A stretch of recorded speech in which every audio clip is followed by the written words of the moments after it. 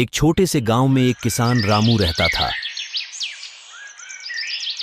उसकी जिंदगी खेती में ही चलती थी।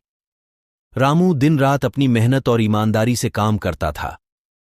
उसका मन ईमानदारी और मेहनत से खेती में लगा रहता था और धन की भूख उसके मन में कभी नहीं थी। एक दिन जब वह अपने खेतों में काम कर रहा था, उसने एक चमकदार चीज देखी जो मिट्टी में दबी हुई थी। जब वह उस मिट्टी को हटाया तो उसने देखा कि वह एक चमकता हुआ सोने का मूर्ति था। रामू ने उसे निकाला और हैरानी से उसे देखा। ये मूर्ति कितनी सुंदर और बड़ी है, और सोने की मूर्ति भी है। इसे बेचूंगा तो बहुत पैसा मिल जाएगा। उसने सोचा कि इस मूर्ति को बेचकर बहुत पैसा कमा सकता है, लेकिन उसके मन में यह विचार आया, यह गलत होगा।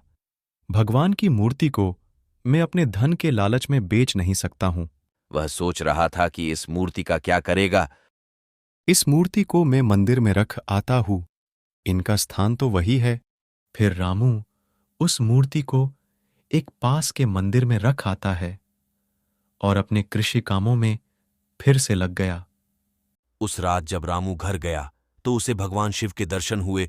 भगवान शिव ने उससे कहा, रामू, तुमने ईमानदारी से और सच्चाई से फैसले लिए हैं। तुम सोने की मूर्ति को बेचने की जगह उसे मंदिर में स्थापित कर दिए। इस ईमानदारी के लिए मैं तुम्हें आशीर्वाद देने आया हूं।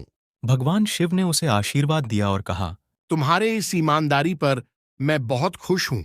तुम्हारा घर और तुम्हारा गांव हमेशा खुशियों से भर जाएगा। और उसके सामने कुछ कीमती चीजें दिए और उसका छोटा मकान भी बड़ा कर दिए। फिर वो गायब हो गए।